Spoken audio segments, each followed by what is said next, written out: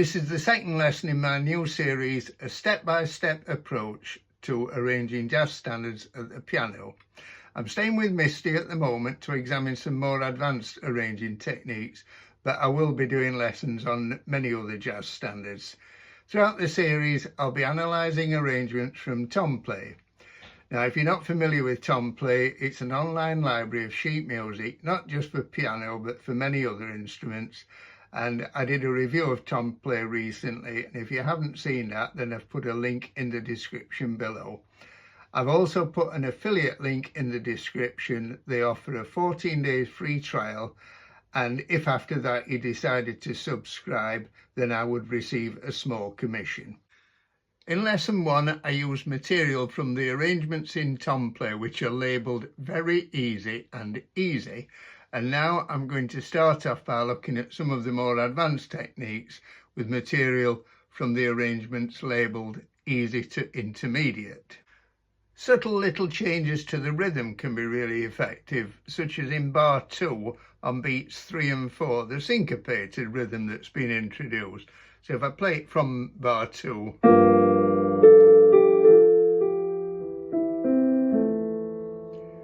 so you've got the two quarter notes in the left hand on beats 3 and 4, 3, 4, and the syncopated rhythm in the right hand, 3 and 4, and then the triplet. If we look at bar 5, the third of F minor 7, that's F minor 7, the third is A flat, remains to become the 7th of B flat 7, that's B flat 7, A flat is the 7th. So this is good voice leading. It follows a general principle that if a note is common to two chords, keep it in the same place and otherwise move to the nearest note. Also, if we look at C, which is the 5th of F minor 7, you notice there it stays and becomes the 9th of B flat 7. I think really there should be a third in there, by the way. That would be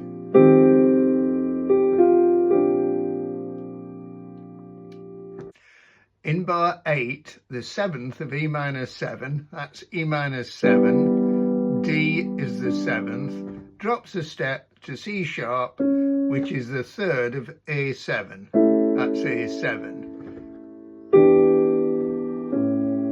The G in the melody remains and becomes the 7th of A7.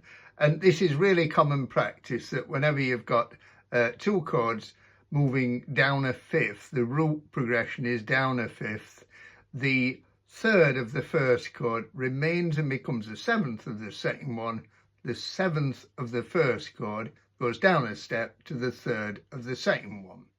It's a good idea to practice little exercises of that kind of voice leading. For instance, you could take all the diatonic sevenths in a major key. So we'll take C major 7. You can build a 7th chord on each degree of the scale. So C major 7, D minor 7, E minor 7, F major 7, G7, A minor 7, and B minor 7 with a flattened 5th, or B half diminished 7th. And if we play each of those chords, going through the cycle of fifths, and in the left hand just play the root. So we're going to start off with the C major 7 chord. So the left hand plays the root. Now the right hand can either play the 3rd with the 7th above it, and then you go down a fifth, so that's to F major 7. So the E, the 3rd of C major 7, remains and becomes the 7th of F major 7. The 7th of C major 7 drops a step and becomes A, the 3rd of F major 7. And you can go right through the cycle like that.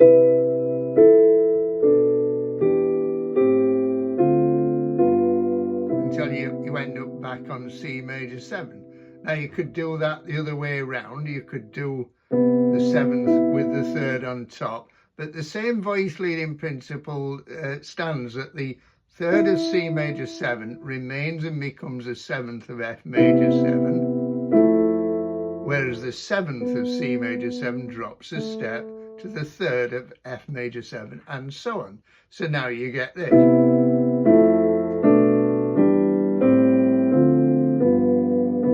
Getting a little bit low with the voice in there, but it's a good exercise. You can also do that just using the cycle of dominant 7ths. So start off, say, with C7 and just go through the cycle of dominant 7. So C7, F7, B flat 7, E flat 7, A flat 7, D flat 7, G flat 7, B7, E7, A7, D7, G7, back to C7. By the way, if you're not familiar with the principles of chord voicing and voice leading, I've made a series of videos explaining these concepts, and again I've put a link to these in the description below. I'm often asked, what do you do when you're playing a ballad at a slow tempo, and say you're in 4/4 time, you come across a melody note that's a whole note, lasts for the whole bar, and you've just got one chord for that bar. Everything feels like it's grinding to a halt. How do you create some kind of feeling of movement? Well, there are various solutions to that, but if we look at bar 16, this is a much used solution, and that is the use of diatonic passing 7th chords. Now, I've just been talking about diatonic 7th chords. What do I mean by passing ones? Well, it means that if you're on C major 7, if I just play it like that, root, major 7th and 3rd, you can go up the scale in steps, playing D minor 7, E minor 7, and come back down.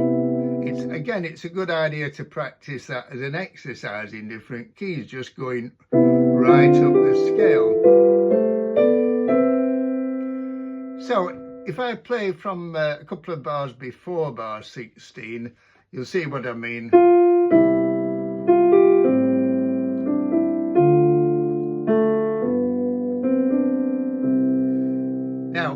If that was on a lead sheet, that C would just be a whole note tied to the following bar, and as I say, everything would grind to a halt. But the way it's done here is hold that for 2 beats and then go up to a diatonic 7th on F, and then just come down in steps until you get back to C major 7. By the way, in bar 16, you might notice that although the chord symbol above it says C major 7, there is no major 7th there in that chord voicing. It's just a triad. Well, the reason for that is when the root of a major 7th chord is in the melody, you don't want to actually put the major 7th in because it would clash. You'd get that bad clash there.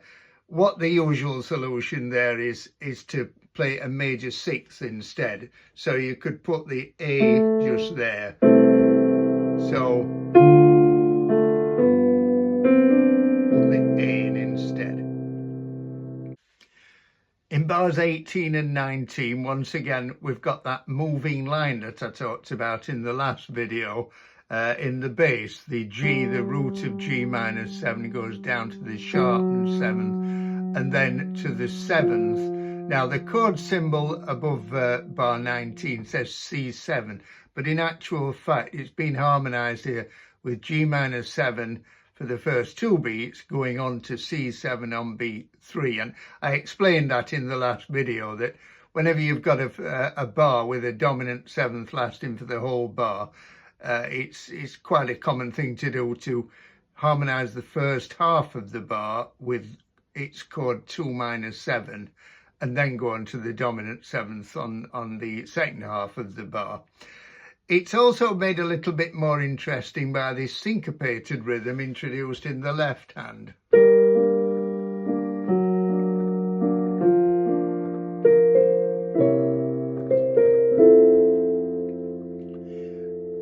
Now, the notes in the left hand, you might notice they are very close together. That's okay as long as you're in the middle kind of register of the piano. You certainly wouldn't want to be doing that, say, an octave low. Sounds terribly muddy down there. Generally speaking, when you space the notes in a chord, you've got the melody at the top, the root note down at the bottom if it's in root position, which it usually is, and then you've got to fill the rest of the chord in the middle. Now, you can space the notes fairly evenly spaced, but if anything, the space is getting bigger as you get towards the bottom, or you can have them close together at the top, but what you don't want is a big gap between the melody and then some, say like that, a little cluster down at the bottom. That doesn't work well. Bar 26 is worth looking at. The chord symbol there says C major 7. The melody note is B, the 7th of C major 7. But in actual fact, this chord is used, which then resolves onto the major 7. Now, if we take the melody note, the B, away, what we've got there is a C diminished 7th chord. And this is something that a lot of people use when they're playing that opening bar of Misty. It sounds a little bit better in the usual key of E flat, if you play it like that, because it's a bit higher up. Now, in the series that I made about the Barry Harris harmonic method, I explained about how we often use diminished 7th chords as a replacement for a dominant 7th chord with a flattened 9th.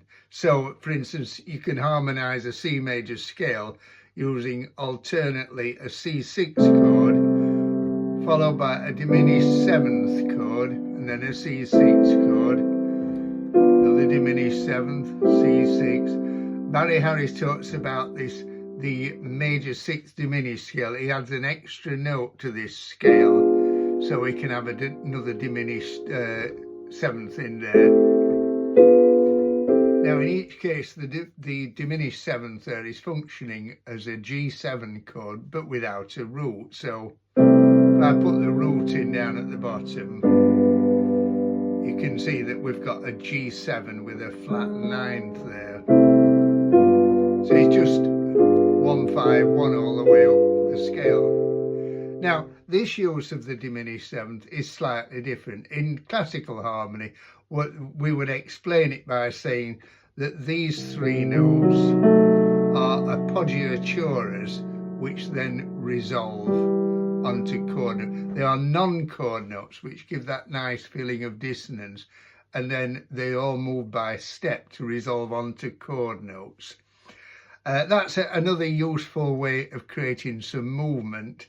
It's often done at the beginning of the song Misty, because you've got this long melody note, and it's another way of creating movement.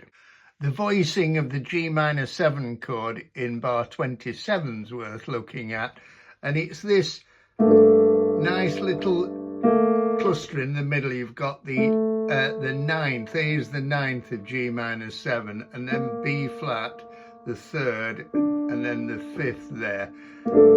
And the 9th, of course, is also in the melody there. So you've got it doubled at the octave. And then when you go on to the C7, the D, that's the 5th of G minor 7, that's G minor 7, D is the 5th, drops a semitone to the flat 9th of C7. So again, really good voice lead in there. The D drops a semitone, and that's something that's often done in a 2-5 progression in a major key. The 5th of chord 2 dropping a semitone to the flat 9th of chord 5. Again, you could make a little exercise out of that, practicing 2-5-1 chord progressions in different keys. So you could do 2-5-1 in C major, D minor 7, G7, C major 7. You could voice the 2 like that with the 5th A of D minor 7 at the top, dropping to the flat 9th of G7, and then dropping another semitone to the 5th of C major 7.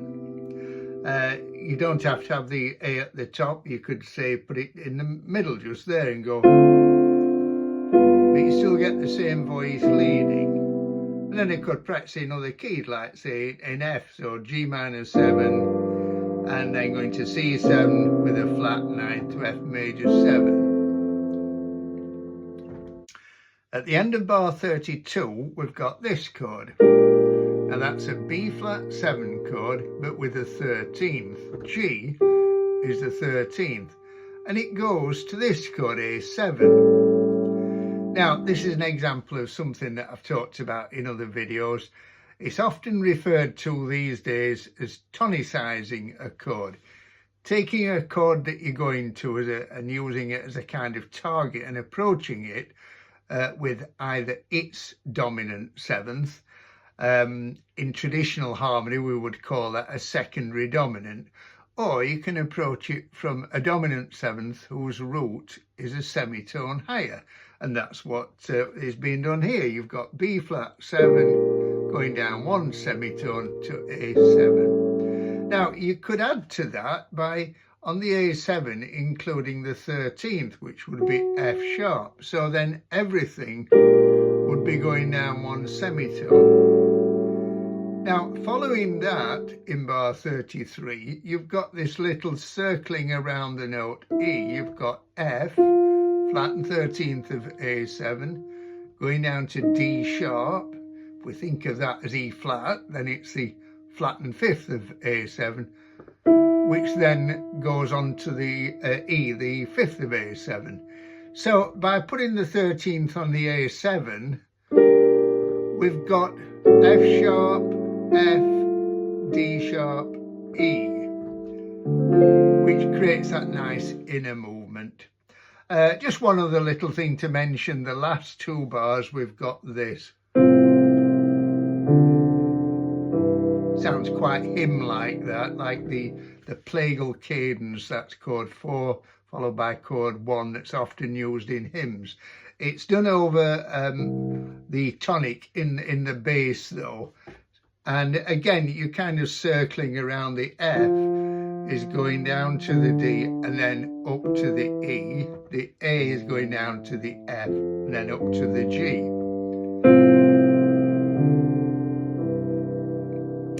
Okay, that's it for this video. I've got one more video to make on Misty because I've only looked at the first 3 levels of difficulty, so I'm going to make one more and just pick out some of the key points from all the more advanced arrangements, and then after that I'll move on to another jazz standard. Hope you enjoyed it, hope you found it useful. If you did and you haven't done so far, I'll always be grateful if you could give it a thumbs up and subscribe, and we will see you in the next video. Thank you.